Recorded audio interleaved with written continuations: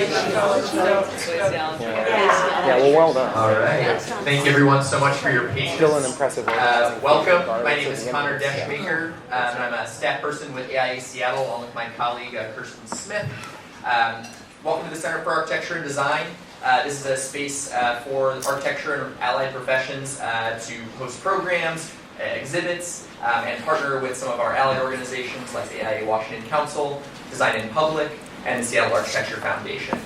A couple just pieces of quick business before I pass it off to our moderators. I want to first acknowledge that we are on the unceded ancestral lands of various Coast Salish peoples, specifically the Duwamish. It's always important for us, especially as an organization that affects the built environment, to acknowledge the land that we occupy here. And then secondarily, if you have any questions just about the facility, feel free to contact me or Kirsten. And then just basics, we've got Wi-Fi, password, and network right here. And then the restrooms, they are shared facilities just down the hallway behind me here. The doorway between them is unlocked. Make sure you use the code for whichever restroom in which you most feel comfortable. And I think with that, I will... Oh yes, we will be filming this program. It'll be going up on the AIA's Committee on Homelessness YouTube page. And they are one of the co-presenters of this program. All of our committees are the ones who make a lot of what we do happen here at AIA Seattle. And with that, I will pass it off to our moderators. Thank you so much for joining us today. All right, welcome everybody. Okay, I'm going to start with some ground rules and just kind of how this is going to proceed, and then we'll get started. So we're going to have opening statements from each of the candidates, and 3 minutes if we can, since we've got a lot of people at the dais. And then we'll do a lightning round of 8 yes or no questions, and then we'll follow that up with some in-depth questions for each candidate. Again, 3 minutes. Since we're tied up on time, we're not going to be doing any sort of rebuttals or dialogue back and forth, and no audience questions. With that, I think we'll get started. So for the opening statements, we asked the candidates to respond to this question. What do you think are the 3 most important things for the future of Seattle's built environment? Give us a sentence or so about each. And we'll start with candidate Sawant. Good evening, everyone, and thank you for organizing this event. I think at a moment when the city and the region and indeed metropolitan areas throughout the nation are facing an unprecedented affordable housing and homelessness crisis, I would bring ideas related to that as far as the built environment is concerned, not speaking as an architect because I'm an economist, but speaking as an economist and as an advocate for the interests of ordinary working people, especially the marginalized people of color and LGBTQ communities and of women. I think the most absolute paramount item we should discuss here is affordability of housing in the built environment, because without affordability, what we have is the status quo, which is the city primarily becoming a playground for the wealthy, for people who only can afford very high rents, or even better, who have the incomes and the wealth to buy, to engage in home ownership, which is increasingly inaccessible to people.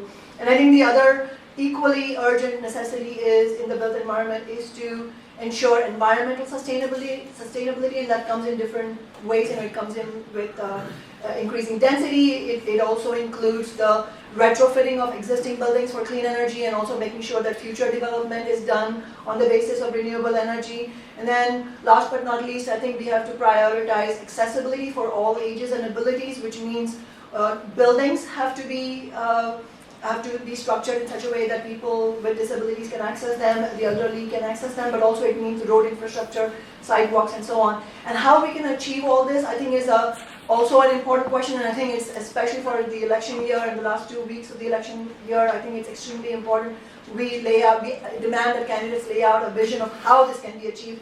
And I think everything that we have seen in the last many years, all the way from the $15 minimum wage to all the renters' rights we have won, the Indigenous Peoples' Day and the ending of Columbus Day, all of it shows that this can be achieved if you have elected representatives who are willing to use their office as a voice for building broader coalitions and social movements, because that is the basis on which we have won all of these victories. And that's very important here in these last 2 weeks, because we've seen what's happened. Amazon, big business, the Chamber of Commerce, are engaged in an attempted hostile corporate takeover of this election. They want to flip City Hall to the right. Amazon just dropped $1 million. And we're seeing this having a national impact. Bernie Sanders, Elizabeth Warren, Pramila Jayapal, they've all weighed in on the insidious impact of this kind of corporate money, which is at historic levels. And I think it is really critical that voters elect progressive candidates who have a track record of having pushed for progressive issues and are willing to make, to stand with working people even in the face of opposition in high places. Thank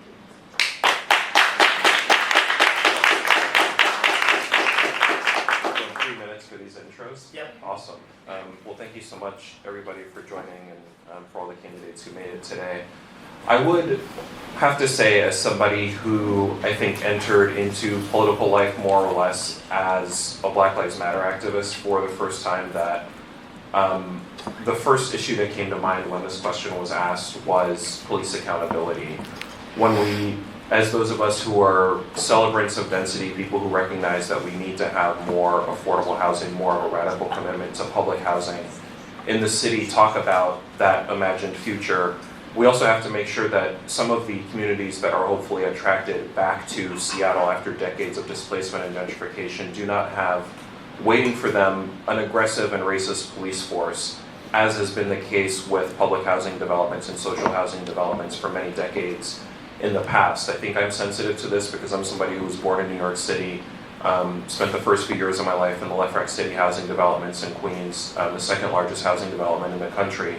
And the presence of police in the 80s and early 90s there was omnipresent. And so we have to do what it's going to take to make sure that our police department is out from under federal investigation, that our police forces demilitarize, and that we end a very long legacy of racist policing that Seattle has unfortunately been complicit in for too long. Pursuant to that, the question of density was probably number 2 in the question that was asked, because while we're talking about dismantling historical racism in policing, it's also the case that historical racism in housing has been something that has gone unchecked for too long. And we have seen this underbelly sort of come up in our election cycle in particular, where you have candidates that are apologists for single-family zoning that has deep roots in racial segregation and subordination in Seattle, deep roots in an attempt to make only certain areas of the city accessible to Black and brown people and renters. That legacy lives with us today when we have a situation where 80% of the city apartment buildings are literally illegal. So I would like to use my office as a city council member to really lead on the question of comprehensive zoning reform as a means towards dismantling historical racism in housing. I think third to that is also going to be the question of how we're going to pay for this all.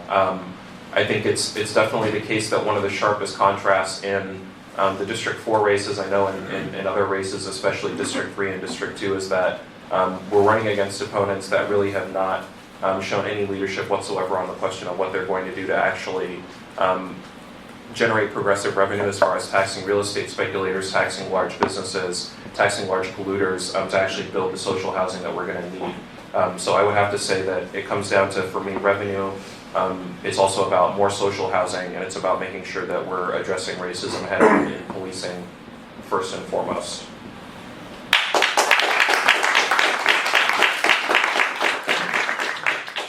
Good evening, everybody. Thanks for having me here tonight. My name's Andrew Lewis. I'm running for Seattle City Council in District 7, which we are all currently in, so welcome to District 7. So in thinking about this question, it's really important to me as someone who grew up in Seattle, who has seen the city change a lot in the time that I have lived here, that I wish I could choose more than just 3 things at a certain level. But 3 things that really stand out to me. First, public infrastructure that's really going to build an urban vision for the future that is inclusive, that's about making this a great place to live, that's making this a great place to recreate. We are right now on the doorstep of what is going to be a great civic project in building a waterfront park. We're going to be building a completely new park that will be a crown jewel of a park system that already includes some beautiful parks. Magnuson Park, Discovery Park, now the waterfront park here at the city of Seattle. We need to make sure that that park is reflective of our values as a city, that it's a public space, that it's accessible to all, and that it's something that for decades to come, Seattleites and visitors alike will enjoy. We need to build on that success by lidding I-5. We need to make sure that that similarly is a public space of reclaimed land covering the scar in the center of the city that we can use as a civic space, as a place to come together, as a place to site potentially new affordable housing opportunities, as well as expanded open space and public park space. The second thing that I think about is that as we grow, making more space for new neighbors. We need to make sure that all over the city, that every district, every neighborhood is doing its part to assume a little bit more of the growth that's coming into the city. Make room for new neighbors, make room for new people to come into all the neighborhoods in the city, that make sure that we're inclusive, that those neighborhoods are accessible. Making sure that we do that in a way that respects neighborhood character, but also admits to the fact that we need to grow and that all of the neighborhoods in the city, for the purpose of an equitable policy, need to take their share of new growth. Finally, making sure that we're using our built environment as an entree, as part of the Green New Deal in this city. Making sure that as we are growing, the materials that we're using, the types of buildings that we're putting in, are part of our strategy of decarbonizing the city, of reducing our overall CO2 emissions. 15% of the CO2 in the world comes from new buildings being constructed with concrete and steel.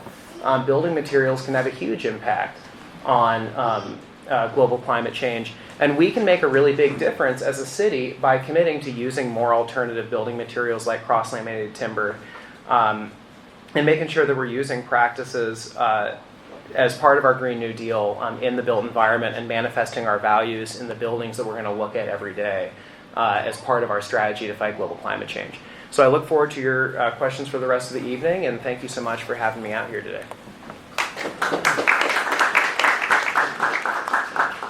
Good evening. My name is Dan Strauss. I'm running for City Council in District 6, Ballard, Fremont, Green Lake, Greenwood, and Crown Hill. I stood up to run because my friends that I grew up with can't afford to live in my community. My friends' parents are starting to get pinched, and I've had to help friends' parents move out of town during this campaign. We need to be able to... And I stood up because I'm not seeing the leadership that we need to be associated with the growth that we're experiencing. We need to build a city that is affordable, that's equitable, and that's sustainable, and that creates a good quality of life for everyone, whether you've lived here for 1 year or for 40. The last time I was in this room was as I was organizing 3 different levels of government, state, county, and city, with multiple different departments to work with International Living Futures Institute and the Block Project to identify and find ways that we can create more green codes for housing formerly homeless individuals. The 3 things that I really look at are transit, density, and climate crisis. And we can address a lot of the issues that we're facing through these. Transit has been a really big cornerstone of my campaign because we can use the existing right-of-ways in different ways to create the world-class transit system that we need. In my perfect world, you'd be able to go to your bus, wait no more than 10 minutes, and get where you're going without getting stuck in traffic. I currently rent on 3 bus lines, and during the middle of the day, only one of those buses work. That's not reliable. Many people that I talk to at the doors say that they would rely on transit if they could, and that would relieve pressures on our right-of-way for people who can't get out of their cars. And that's why I've focused this campaign on creating a connected network of transit-only lanes so that your bus never gets stuck in traffic and you can rely on the travel time every time you get on the bus. When we're looking at density, I was living on 63rd and 20th in Ballard for 4 years, and there was only about 4 months that there wasn't construction. I watched the spectrum of really great building standards and not so great. There is a spectrum. And what I also saw was that developers would oftentimes require homeowners to cut down the trees before they would purchase the property. That's why I want to see stronger green building codes throughout all of our buildings. I want to see buildings that are only 3 stories be required to be wired for solar. I want to see us pass a tree ordinance that allows for density and protects our tree canopy. And we come to climate crisis with 30 seconds left. And that all to say is that viewing the climate crisis is a perspective and a lens that I put all of my policies through. Because if we're not addressing the climate crisis with every policy that we pass, we are behind the ball. And whether it's reducing our reliance on fossil fuels, becoming a carbon neutral city, or passing the tree ordinance, these are all things that we need to do today because we can't wait for incremental change of policies of 20 or 30 years ago. We need big, bold decisions now.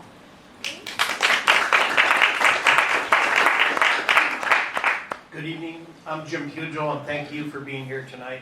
I too am running for Seattle City Council District 7. It starts on South Jackson Street, goes all the way up to the Ship Canal, most everything west of I-5 down to the saltwater. I've thought about this a lot. I've been in the city my entire life. I've been living in the district since 91. Spent most of my time as a police officer, 34 years with both the Seattle Police Department and the King County Sheriff Agency, working with non-traditional partners, and if not solving our long-term community challenges, at least managing them better. Before I go any further, regardless of whether you vote for me or not, do what you need to do, but please vote no on I-976. It's going to really, really negatively affect our quality of life, affordability, and transit if we don't take care of that and get rid of the Tim Eyman initiative. So please vote no on that.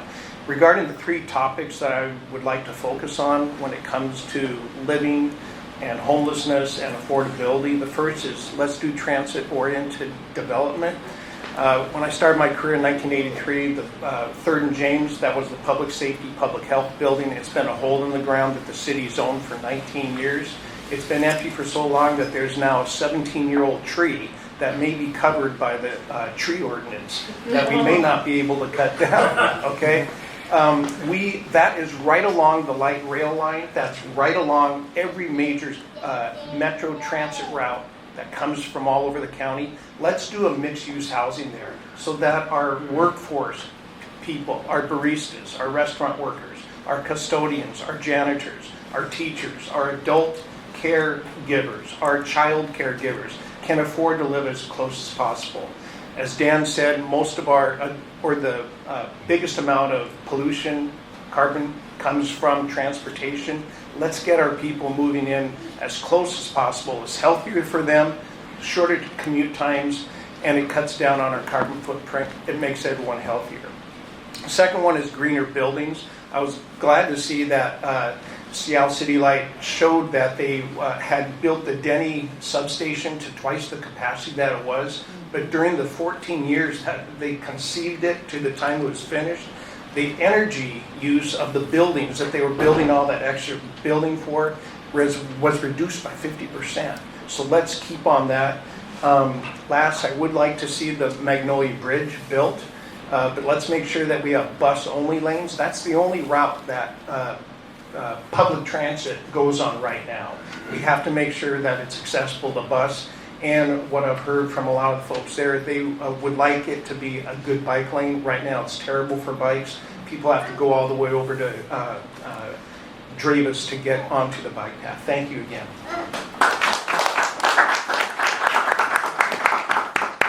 Put my glasses on. First I want to thank the Urbanist for inviting me.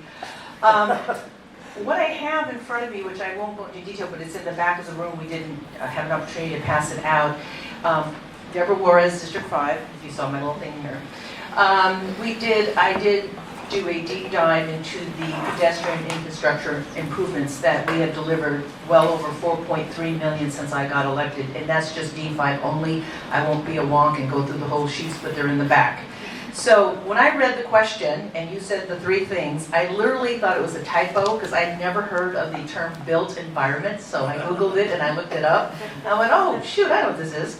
So the whole man-made structure, features, facilities, what that means, and the irony is, I have spent, as a lawyer for 33 years, and particularly representing tribes, I have dedicated my personal and professional life to protecting the natural environment via treaties and other issues for tribes. So now I'm advocating that we support the infrastructure and the buildings and roads that we have now.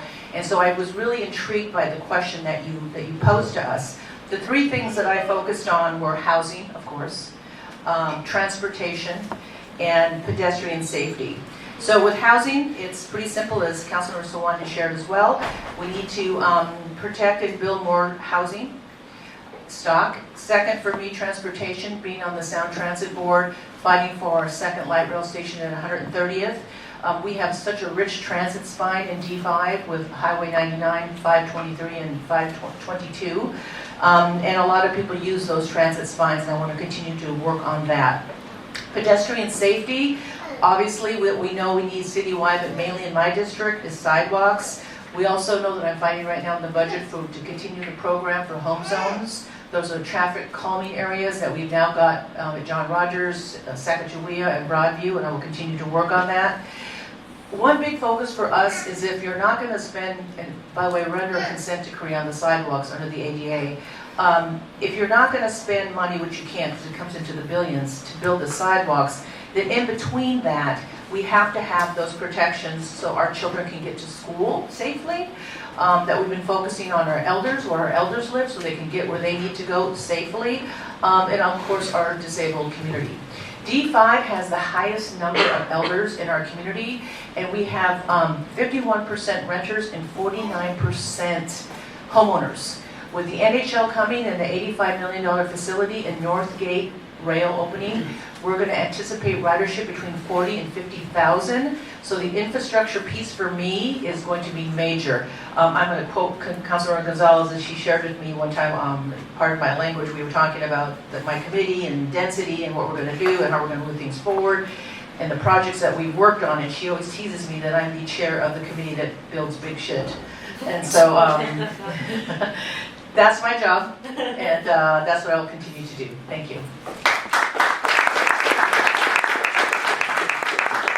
All right, thanks everybody. Before we move on, we had three candidates write in their kind of opening statement. And what we'll do, rather than read all this, I'm just going to hit the highlights, and then you can find all the text on the Committee on Homelessness's Facebook page. All right, so from candidate Herbold, her three top line items are affordable housing and homelessness. We must increase the amount of affordable housing in order to successfully address homelessness and expand residential small lots.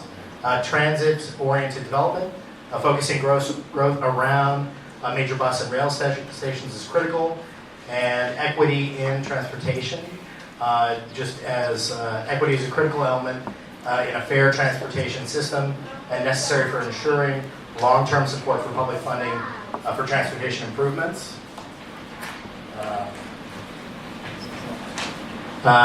In District 2, Mark Solomon sent in his three top lines were affordable, sustainable, and culturally appropriate. He starts out, everyone has a right to housing, and he would push for a higher percentage of units in new buildings that would be set aside for affordable housing. Under sustainability, he'd like to ensure that new construction in our city is green, and that we invest in saving, restoring, and renovating existing buildings to decrease or reduce their carbon outputs. And then third point, culturally appropriate. Any changes to the built environment must be made with community input and engagement early on in the process. And then finally, also in D1 from candidate Temple, the three most important things for the future of Seattle's built environment are development of an equitable and clean transportation infrastructure suitable for our planned growth, preservation of urban green space, including but not limiting parks, greenways, agriculture, and the inclusion of space that allows for the recognition and celebration of our diversity through arts and culture. Okay.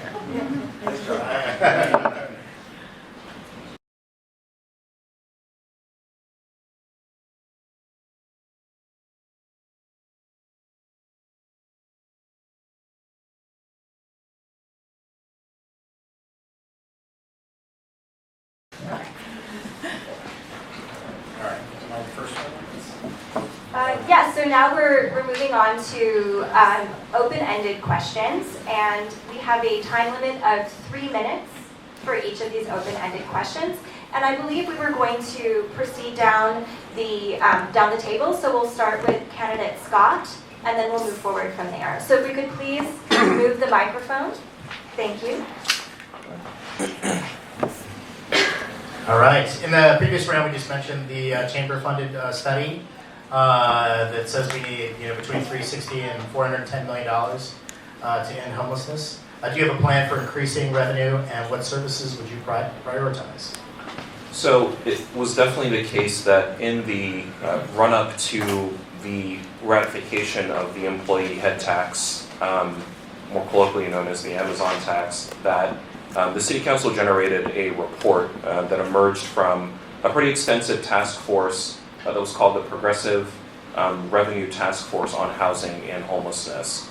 And within that report, the current iteration of the City Council identified no less than 6 sources of progressive revenue, as the name of the task force would suggest, that the city would be able to identify to help meet its revenue commitment to providing housing and homeless services and housing to our most vulnerable residents. Among those 6 taxes included a payroll tax, a tax on large real estate speculation, a tax on mansion sales, a tax on second homes, and then excess compensation tax on large corporations that pay their employers in excess of $450,000 at the same company where people are making poverty level wages.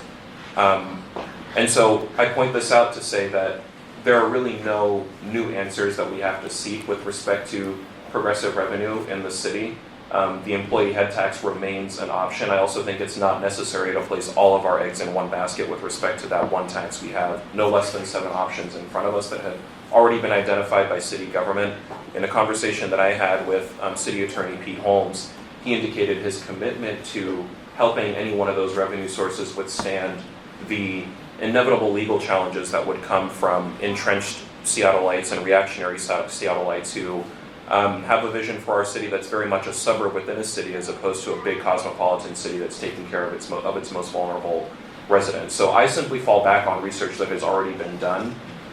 This task force process that I mentioned, you'll often hear the canard repeated that big business was not brought to the table, which is just verifiably false from late November 2017 to early 2018, in the months leading up to the passage of the EHT.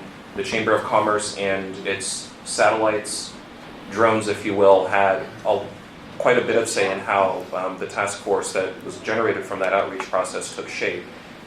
And so it is now, I think, a question more of which council members are actually going to stand up to implementing the taxes that we have already identified as ones that will help us meet this revenue commitment.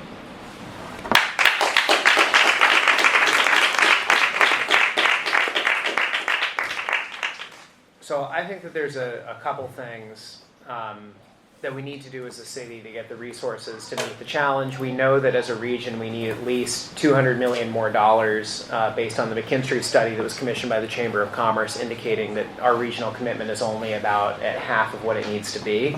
The first thing that I will say is I am a firm supporter of the municipal income tax that is making its way through litigation in the courts. We got a very favorable ruling from the Division I Court of Appeals.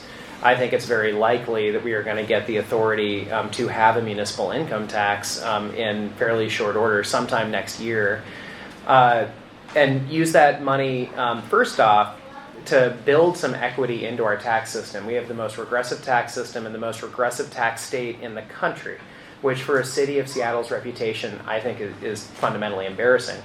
The liberal Democratic enclave of Idaho has a much more progressive tax structure. If we had Idaho's tax structure, it would more reflect our values, which is very ironic.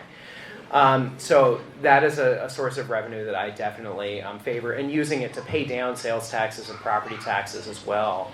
I do also support taking in certain performance auditing practices that King County has used that have saved $127 million over the last 3 years.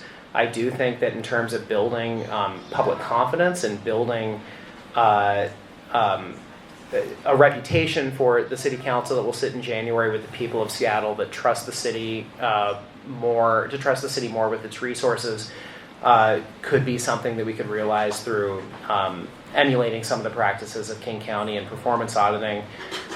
In terms of things to pay, one thing that has really stood out to me recently from a tour I took at Mary's Place is the effect of one-off diversion payments that Mary's Place has been doing to folks that do intakes with Mary's Place that have been extremely effective in keeping people in their homes, off the caseload of Mary's Place, and helping to keep people in the community instead of staying in a shelter for months on end.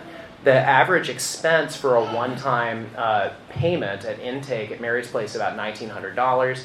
To put that in context, is typically for an unexpected medical expense, or maybe a rent payment for a layoff, or some emergency that, because of massive inequality in our society, a lot of folks are not well disposed to deal with because savings have been evaporated and earning hasn't kept pace with economic growth.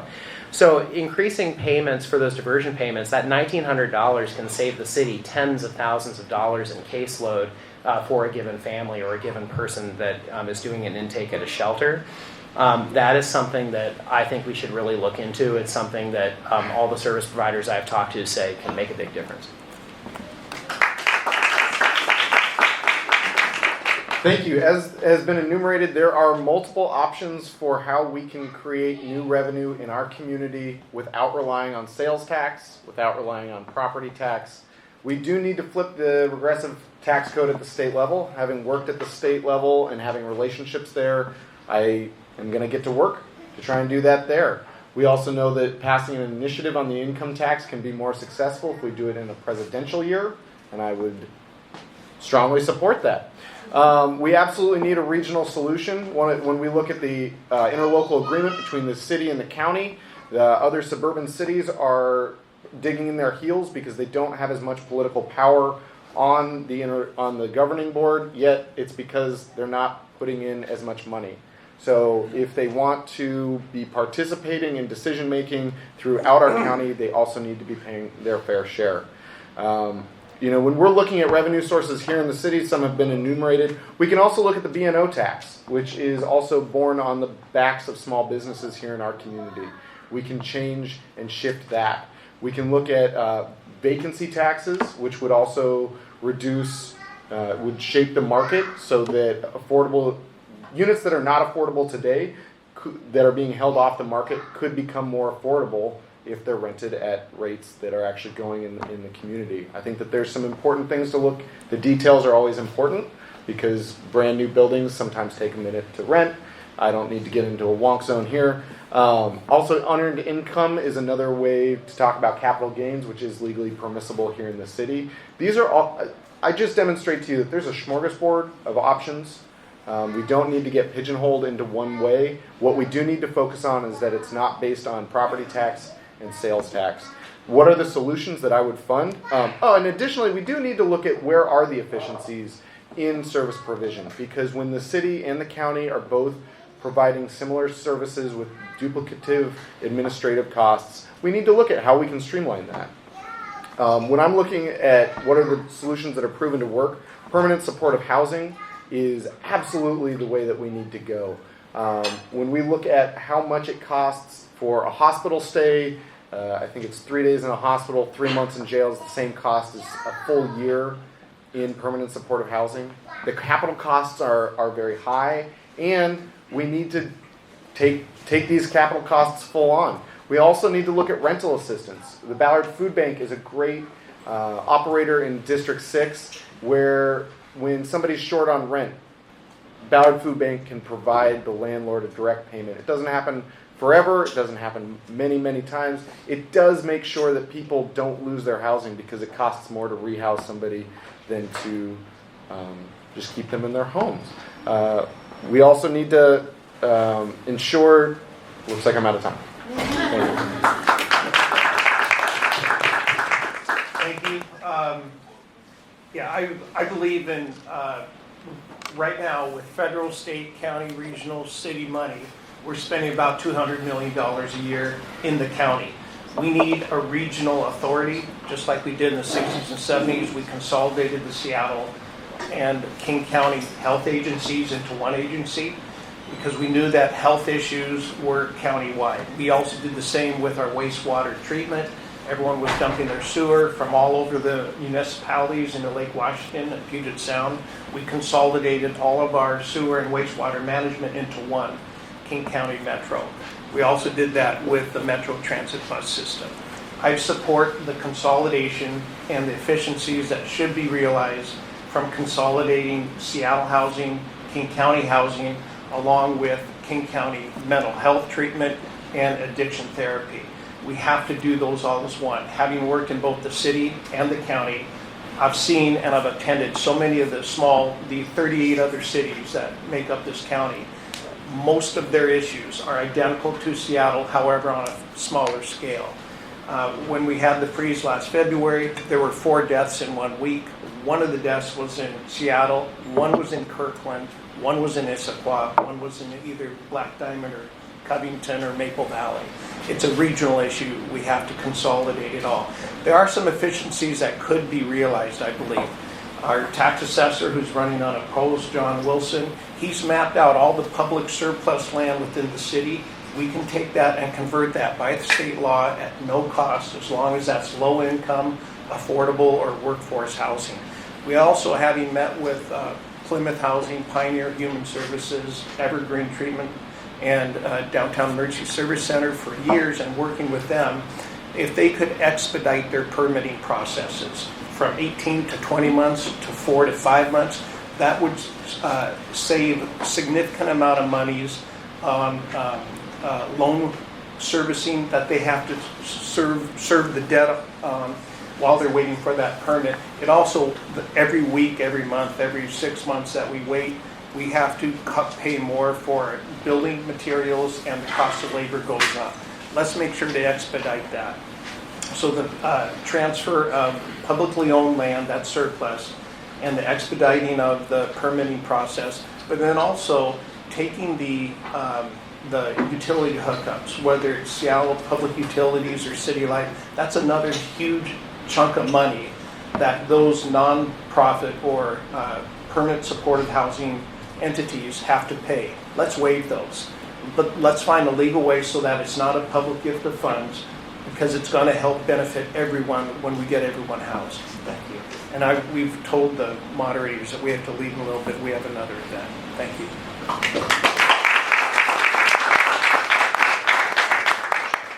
One little note, we can make sure we're all speaking into the microphone, so make sure it catches. Oh, can you hear me? Oh, yeah. Okay. Okay, so this is, I could really talk a lot, but I'm not. I'm going to try to just clip through here. You asked us the question about housing and how we would pay for it. So I want to talk about what we have done, what we're proposing now on the tax with the fair share. 51 cents, 5 years, raised $52 million for 500 homes near transit. We did the mega Mercer block sale, as you know. We did the multifamily tax exemption, which is going to be amazing. We, more on the state side, with the help of Speaker Chop, we passed the law where the city can buy property below fair market value if they're going to build it for low-income housing. That was a big lift for us, and we got it done. We also got done that we can use REIT money, transportation money, for housing, which was another big lift in Olympia. We have a great team that works with us who are lobbyists. Last February, I had an opportunity to be in Washington, D.C. to meet with Senator Cantwell and Murray. They passed a law for more money for housing statewide for tribes, veterans, and low-income people. So that's some things. But let me get back to some other issues. The King County Regional Homeless Authority, in which I sit on the Board of Health and the King County Regional Policy, I've been behind the scenes on how we were going to construct that. I believe the city is going to be putting in $78 million and the county is going to be putting in $52. I was a big advocate that not all the money should just go to services, that we should actually look at building units, but right now that's the focus, is services, rapid rehousing, transitional housing, all those services that are needed to house people, to shelter people now. So when we take another run at this King County issue, after they hire someone, hopefully, that will be our second prong, that we actually look at building units. And just more of on a personal note, I think it's, I know people throw out McKinsey and the Progressive Revenue Task Force and all those things, and for those of us that Councilman Sawant will speak to as well, I'm sure, who are in the thick of it and behind the scenes and learning more as we're moving forward. One thing that I think we were all on board with is that our housing issue, we had to meet our failures with more resiliency, that we had to be more resolute in our efforts, that this city has grown so fast and we are not allowing, we're moving people out, we're not allowing people to age in place. It's affecting people of color, marginalized communities the most. And so we have to have that difficult conversation, not only about low income, but marginalized folks, but also about race. And that has been the most difficult issue that I've had to deal with when I'm out in the community, is people get a little sensitive when you start bringing up redlining, how the city came to be, who was deliberate in deciding who could live where. People in the south of the Ship Canal was mainly reserved for working class, people of color. People in the north end, mainly white folks that had covenants, all thought that they were at the UW. So I work really closely with Northsdale College and their apprenticeship programs. So I guess my point is this: I think everyone up here, and certainly my colleagues, we understand the need to build housing. That's been my big goal, and also working with the private sector and those that we were talking about that we would want to tax. Thank you.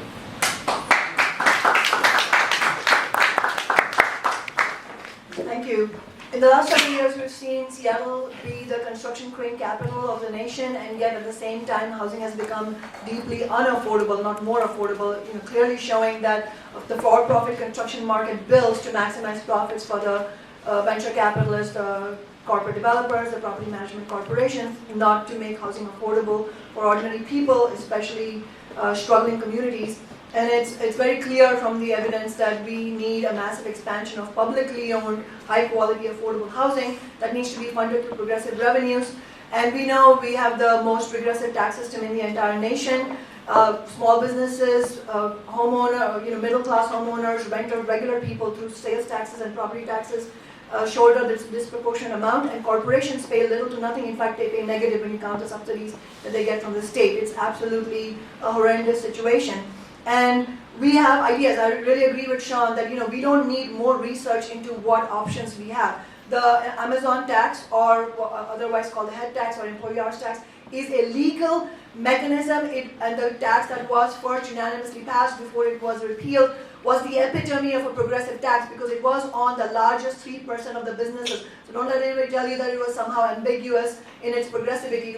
It meant that mathematically 97% of businesses were going to be exempt. Working people were not going to pay, and despite all the lies that the Seattle Times editorial board said, it was not going to be on the tech workers or on the workers or on the employees of these corporations. It was going to come out of the pockets of the most profiteering of profiteers in our city, which is why they went to war against it. And I think the real question that voters should be asking this year as they fill their ballots is not does your candidate say they have an idea for progressive taxation? Because in election year, every candidate is going to say, at least flip-flop a little bit and say yes to some audiences, and then when you go to an Amazon candidate forum, say, no, I'm against the head tax. But the point is, which are the candidates that are actually going to fight for it? Because we saw through the bitter experience of last year that even when our coalition and grassroots movement is strong enough to win it, it can be overturned. It was deeply unfortunate that it was only Councilmember Mosqueda and I that held the line and refused to vote for the repeal. And not only was it Mayor Durkin, whose campaign was bankrolled by Amazon and CenturyLink and Comcast and Vulcan, and every corporation that is opposed to any progressive tax reform, let alone tax reform.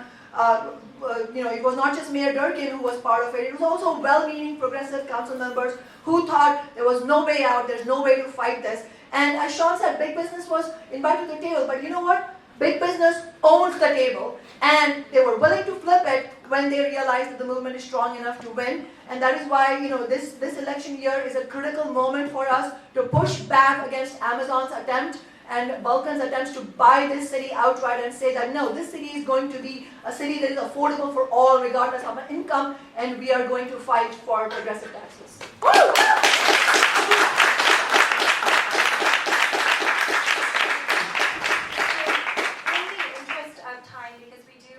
Candidates who have another engagement, where I'm just going to shorten the response period to 1 minute.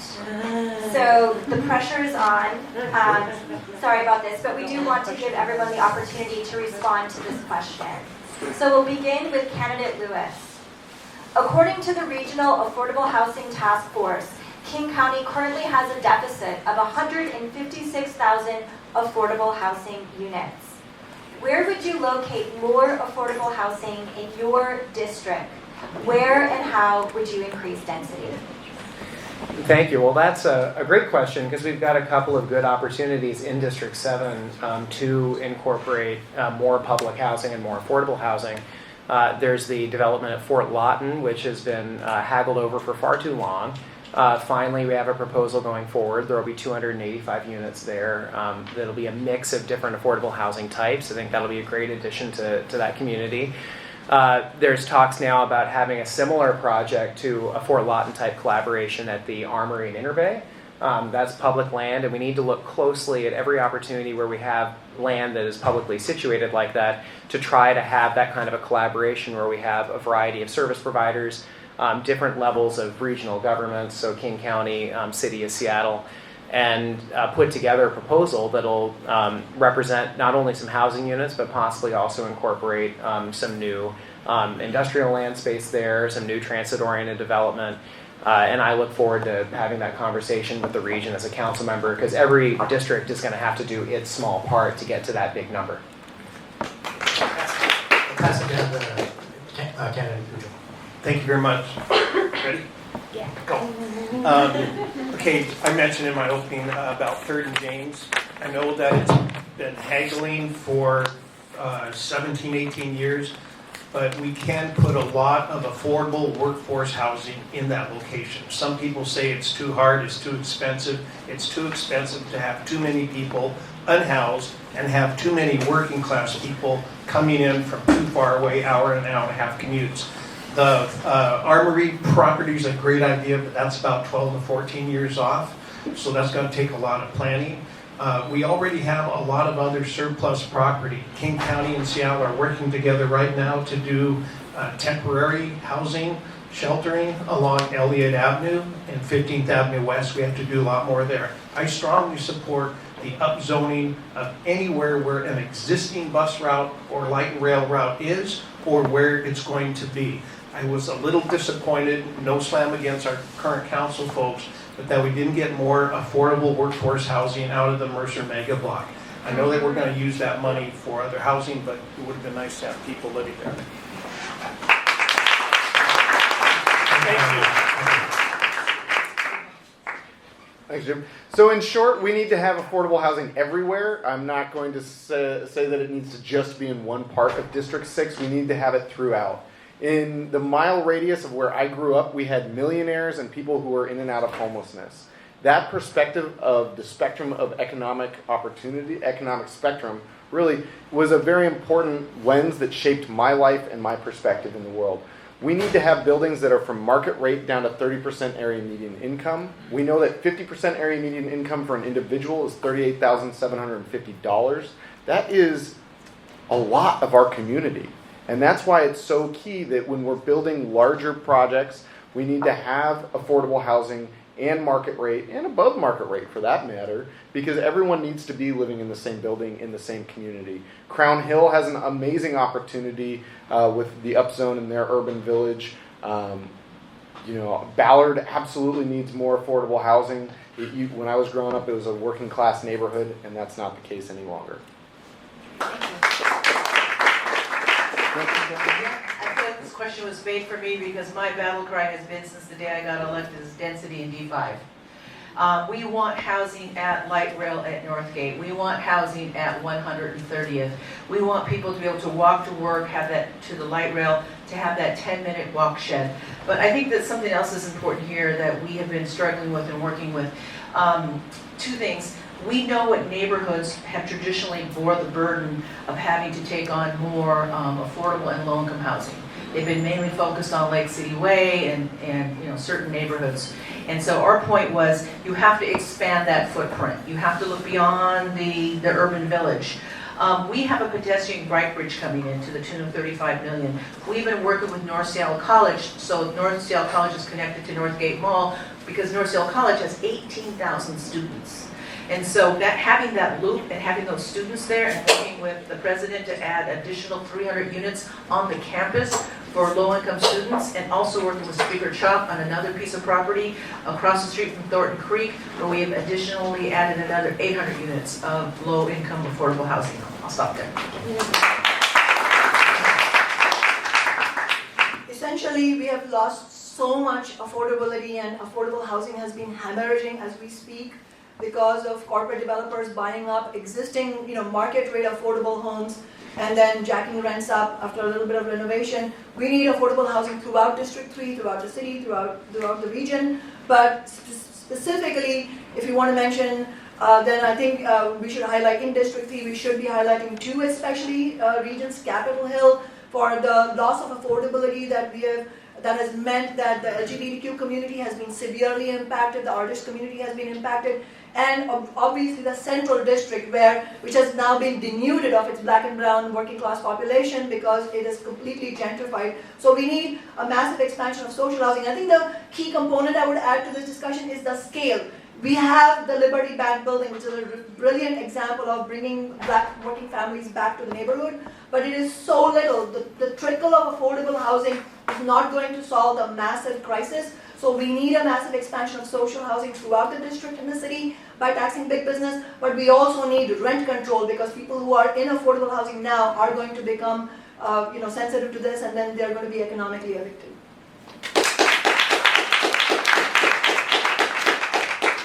So I think about the condemned properties that exist along 65th Street in my district, or along the corner of 65th and University Way, right? That is an area where my understanding is that there is a property that has been held for a long time by an owner who refuses to sell. I would like to look into our city's municipal code around what kinds of powers of eminent domaining that we have to separate out derelict landholders who are holding on to land that is not currently providing housing at a time where we have an acknowledged affordability crisis.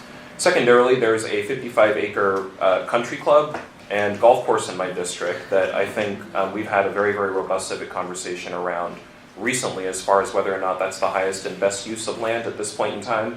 And I also support transit-oriented development third, so I think we should have more housing around the Roosevelt Light Rail Station. The great thing about District 4 is that there's actually transit everywhere. There are bus lines that go to Sandpoint, they go to Laurelhurst, they go up to Wedgwood, they go around the country club. So while we're talking about transit-oriented development, I think that we should have affordable and social housing pretty much anywhere we have a bus line, light rail, scooters, bikes, or whatever the case might be.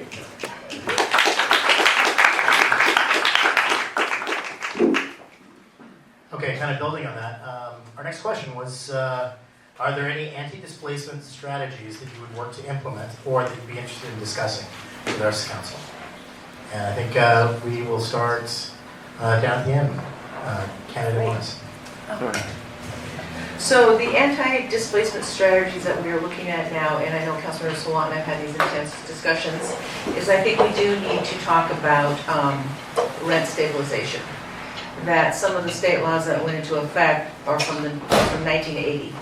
And on the campaign trail, I said it the first time, I've said it again, I don't think it's that radical of an idea to have a discussion about what that means. A lot of things have changed since 1980. John Lennon was alive and Reagan was president, so there's been a lot of change.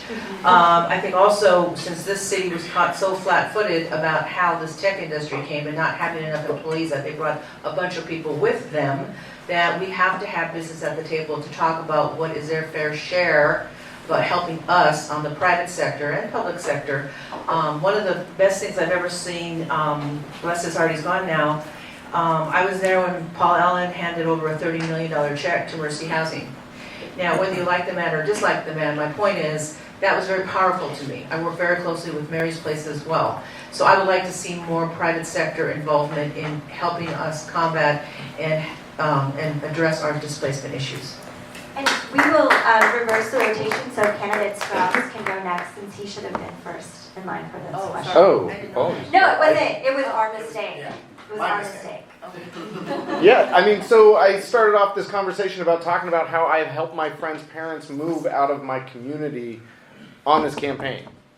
We need to be looking at how, especially seniors and people who have lived here for many, many years, are paying their property taxes. There is a senior property tax exemption, and we know that that's not necessarily meeting everyone, the thresholds are not necessarily correct. We need to take a look at this. The anti-displacement legislation that was put forward at council this year has not passed all of the legal smell tests, and so we need to find legal ways of being able to keep people in our community who have been the fabric of our community, who have been the threads of our community, because just pushing everyone out so that we can have a brand new city is not how we should be building our future. We need to have an affordable and equitable city for everyone.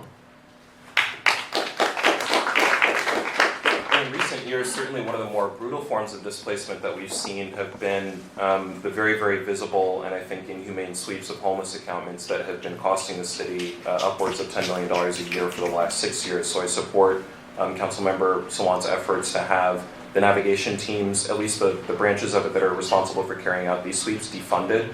I also support commercial rent control. That's a big differentiating factor in my District 4 race, where we have a lot of minority and POC-owned businesses on the Ave in particular that would benefit from rent stabilization. Commercial rent control is different from residential rent control in the sense that we have the power to implement it locally.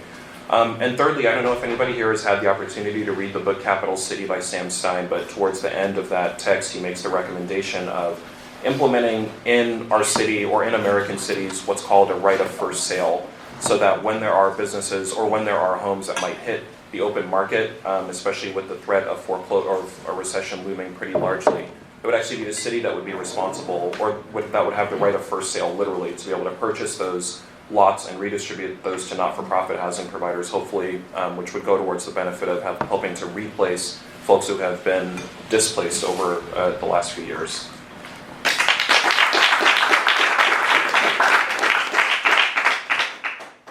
Absolutely agree about ending the sweeps that are inhumane as well, but fund the services. Also, commercial rent control is a very important point to bring up, because this can be implemented right now. But just to go into a few details on the residential rent control, it is going to be the most important citywide anti-displacement strategy, because people who aren't homeless now or economically evicted now today will be economically evicted next year, next month, even next week. And this is inevitable given the skyrocketing rents. This is the affordability is getting hemorrhaged. And even people who are in affordable housing today, are in housing today are critically in need of affordable housing, because they're probably paying 50%, 80% of their income in rent. And I'm sure there are people in this room for whom this is true. And that is why we have put forward a draft through my office for rent control legislation that will go into effect. The law says it will go into effect after the state ban is overturned. So we're not pretending the state ban doesn't exist.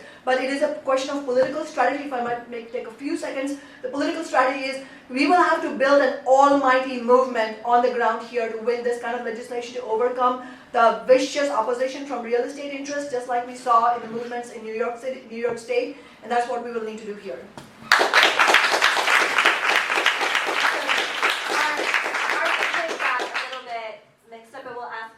Scott to go next as the first speaker for this question. So, do you think we can get new rentals under $1,000? If so, how? Well, one of the ideas that we have tried to advance in the course of this race, and it was an idea that I learned from former 46th LD Representative Justin Farrell, who has endorsed us in this race, is the idea of establishing a land bank so that the city is actually able to purchase lots as they come available on the private market, either build housing on those lots ourselves with our as yet revenue neutral city-county authority, or perhaps distribute those lots to not-for-profit housing providers for whom the cost of acquiring and readying land for housing is often prohibitive. I do think that it's going to have to be about a reliance on not-for-profit and public housing providers who treat housing as a social good and not as a commodity. And I think that if we move in more in that direction and less on relying on the private market to provide all the housing that we need, we'll start to see housing go up that's actually affordable. I think all across the country, in housing, in healthcare, in schools, and the rise of a for-profit prison industrial complex, we've seen the failures of the unmitigated market to deliver social goods, and housing is one of the most basic social goods. So government, especially local government, should have a role in providing that housing at affordable prices. I know I keep talking about growing up in Ballard, but I gotta say, it's one of the best places in the city. So when I was growing up there have been duplexes and triplexes all throughout the community. And they don't stand out because they are part of, they look like the community, they function like the community, and they're cheaper to build, they're cheaper to rent. And this is why I'm in favor of allowing duplexes and triplexes throughout our city. Also, having visited modular housing projects, we can see modular buildings be built within 90 days for $90,000 per unit, and those rents can be $300 to $400 a month. And so this allows for people who are on fixed incomes, on Social Security, on disability, or who are just not making a whole lot of money, able to afford to live in our community and have a good quality of life. I'm paying way over a third of my income in rent, and so it's very important to me to be able to find rental units and create city policy that incentivizes creating affordable units for people to rent in our community. So the question is that you would like to know whether or not we could get to $1,000 rent and how we would do that. That's a goal, it's a value, it should be. Housing is a human right, we should work towards that. It's a much longer conversation how we would get there, and I think Councilor Sawant addressed some of the issues. Besides just the legal issues, I know people don't like it when I get wonky, but what we know is, number one, whether we like it or not, we do live in a market economy, but we have to have these movements that change how people look at housing and all the other needs that we need. We also have to address preemption issues and state issues, and we have legal counsel and people to assist us in that, how we get there. But the goal, the priority that reflects our values as a city should be that we can get to $1,000, and where would we put that? And one of the big things for me growing up in a HUD house and low-income housing on the Pugel and my own reservation in Blackfeet is that you can't segregate everyone into low-income areas. You have to have mixed income. And I don't know if you read this, Harvard did a study, it was in the Atlantic a couple years ago, and said that your zip code and having mixed income, when you have that, you attract all the good stuff that comes with a good neighborhood, a library, sidewalks, a grocery store, bus stops. And that has been kind of my arc of understanding that. Thank you.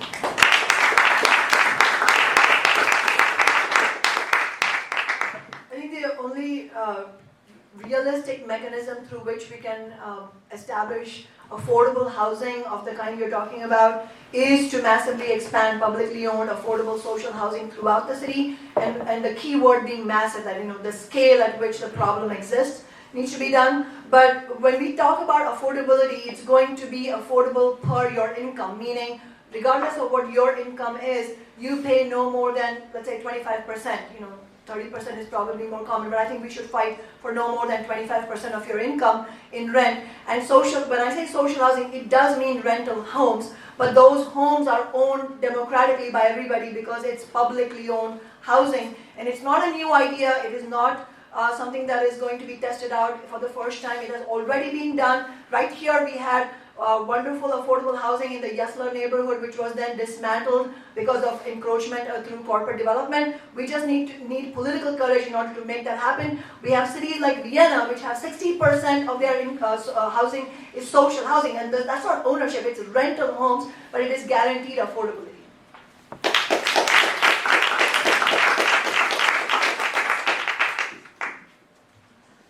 All right, let's see. Sweeps and navigation team interventions have become increasingly common and better funded by our city budget to the detriment of other health and human service programs. The ACLU Washington has sued several times, saying that the sweeps violate constitutional rights of homeless individuals and criminalize poverty. Given that any solution for Seattle's homelessness issue will take time to implement, what steps do you think the city should be taking in the meantime with regards to tent encampments and related neighborhood complaints of health and safety? And we'll go to candidate Strauss first. Yeah, thanks for the question. I live across the street from the locks, so this is something that I experience every day. It's in my front yard, and what I know is that we need to have the 24/7 shelter necessary to be able to bring everyone inside, connect them with the services that they need. We need to have transitional housing. The reason that the navigation team in San Francisco, the model that we brought this off of, worked is because there was pre-identified and dedicated housing to navigate people into.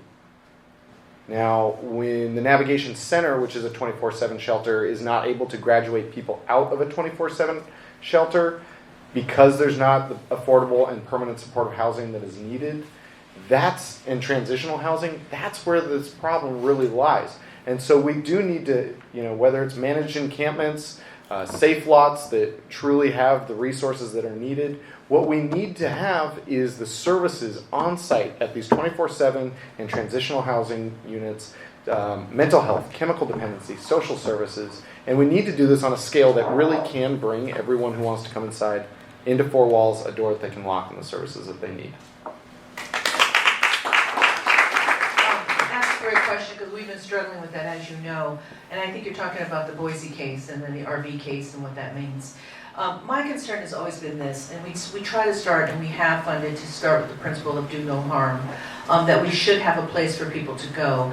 My big frustration is that we are dealing with addiction and mental health issues, but for me, the bottom line of a person who's built big stuff, anywhere from a casino to a police station to a convention center to a golf course and representing tribes, is we can build more housing.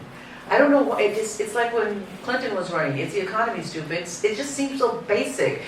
The struggle I've been having is getting leadership in other groups to understand that yes, we'll always try to address those human issues.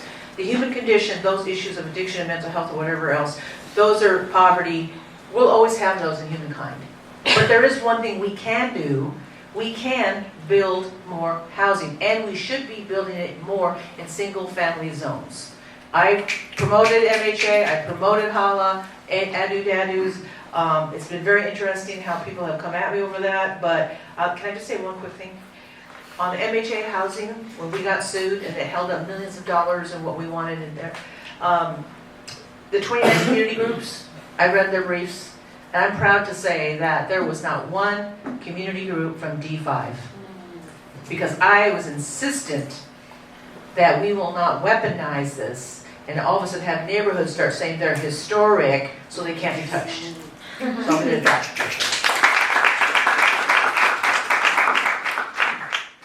We know the sweeping of human beings, we're talking about human beings here, from one spot to another without giving them an actual option to go to is both inhumane and ineffective. In fact, in my Human Services Committee, we've had homeless community members themselves personally come and testify from the Ravenna encampment about how they were swept over and over again. The same individuals from the same encampment were swept over and over again. And our taxpayer dollars are being wasted in this inhumane and ineffective task. The city of Seattle ends up, the city establishment, I should say, because I have opposed this for many years. The city establishment spends anywhere from $8 to $10 million every year. I mean, can you imagine $8 to $10 million? That's a lot of money. So I think we need to immediately put a stop to this inhumane strategy and instead invest that money in strategies that do work, like tiny house villages that not only provide humanity and dignity to our homeless neighbors, but they provide secure structures, especially important for women from sexual violence, a lock on your door, temperature control, washer, dryer, running toilets, something that all of us take granted for, and then also case management. Tiny house villages have amazing results for transitioning to permanent housing, and so this year in the People's Budget, my office is bringing forward the amendment to stop funding sweeps, not increase the police department funding, and instead fund tiny house villages. So you should come to the public hearing tomorrow.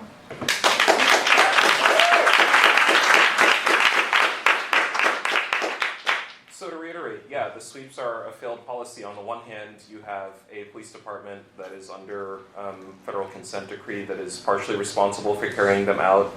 And you also have members of our Health and Human Services here in the city who have defected in protest because they recognize that these sweeps are re-traumatizing for many people who were traumatized perhaps as a result of military service, maybe as a result of an abusive household. Granted that reality, I think that what we should be going in the direction of is city authorized and city managed encampments, much like the kind that we have in my district at Nicholsville. I would also support the tiny village strategy that Councilmember Sawant has mentioned. And as far as a long-term strategy, I would like to see the expansion of the city's community service officer program. This is unarmed officers who are nominally employees of the Seattle Police Department, but who I think have been trained not according to the dictates of a warrior mentality that too many police officers, I think, have succumbed to, but actually would have a legitimate protect and serve mentality, so they could be going to some of these encampments, directing people towards safe consumption sites, which I also support, other forms of housing and human services. So that's broadly where I stand.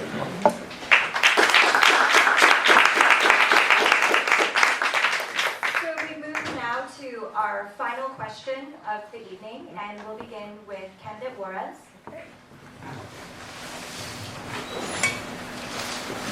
The city is using the Race and Social Justice Initiative Toolkit to study the urban village strategy. Are you looking forward to what the outcomes of that will be? And what are your strategies to make Seattle zoning more equitable for people of all races and incomes? Wow, thanks for starting with me. Race and Social Justice Toolkit, it's interesting. I've been dealing with this my whole life, but now we have a fancy name for it. My point is this. We have been working with SDCI, and we've seen the heat maps where we have high displacement of opportunity. And I know just for my district alone that 4 of those neighborhoods are right in my district. What I see is a battle coming up. As you know, Seattle City Council just passed an ordinance, Councilmember Pacheco and Councilmember O'Brien, on how certain community groups were using SEBA and weaponizing it to stop growth. We're going to see more of that, and that's okay, because we will handle it the way we have. We'll come forward about it being an equity issue. I guess my big concern is, and this is on a personal note, is my niece lives in low-income housing. I can say this because she said I can. On Lake City Way, and is raising my grandniece on Lake City Way, but she has to bring her bike over to my house to ride on a safe block. And I just think that's wrong. I think that we have mixed neighborhoods and you are actually investing in those neighborhoods to have good things. I just don't think that that should be a value of our city.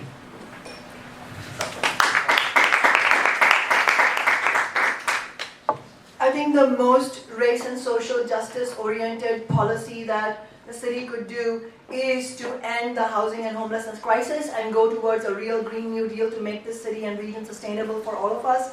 So we need bold public policy like rent control, social housing, and Green New Deal funded by taxing big business so that we can end the economic eviction epidemic that our families of color are going through. Women-headed households are really bearing the brunt of it. But look, we're in the last 2 weeks of the election. The outcome of this elections will decide which direction the city will go. We have, on the one hand, the vast majority of working people, middle-class homeowners, renters, united in this, that we need to make our city equitable and affordable for everybody. On the other side, we have all these big corporations that are funneling so much money into corporate PACs this year that this year has become historic. There's more corporate PAC money now than any other time in Seattle City Council history, and my opponent actually now has a dubious distinction of being the single largest recipient of corporate PAC money. So if we really want to achieve a progressive vision for our city, then we have to fight against the corporations that want to keep this a corporate tax haven. We want something better. Seattle is a test lab. If we let them do it here, they will do it in other cities.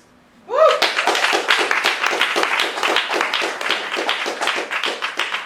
So I've actually been responsible for implementing the city's Race and Social Justice Initiative Toolkit in the Office of Civil Rights directed transformation of King Street Station into an arts and culture hub. It was a pretty ambitious focus group process where we were talking to mostly white participants in the city's arts economy and honestly making them have very, very hard conversations about representation, about questions like whether or not you feel overrepresented as a cis white male in the city's arts economy, and so is it not time to cede some of that space in King Street Station?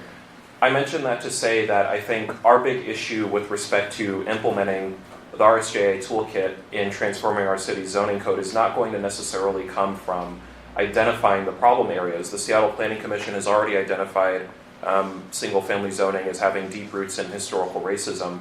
The real question is going to be one of integrity. It's going to be a question about whether or not council members who are going to be seeing constituents out at parks, out while watching the game, out in public places who have real strong feelings about these zoning changes, largely because of a history of white reaction that I think has not gone anywhere in this country. whether or not we're actually going to have the backbone that it takes to look them in the face and say, your time is up.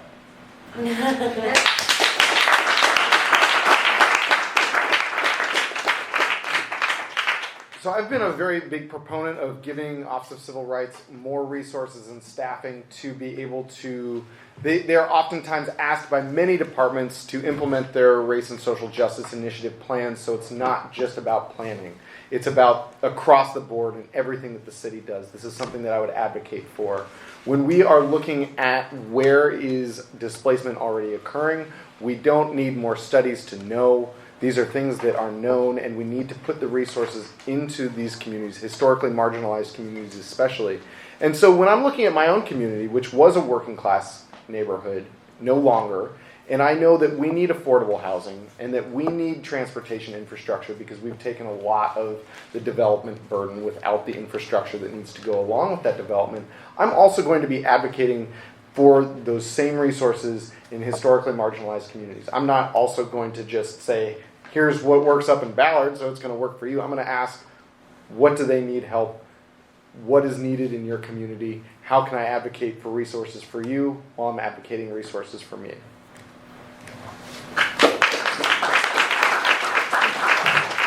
All right, that's it for our questions tonight. I'd like to thank everyone for their thoughtful discussion.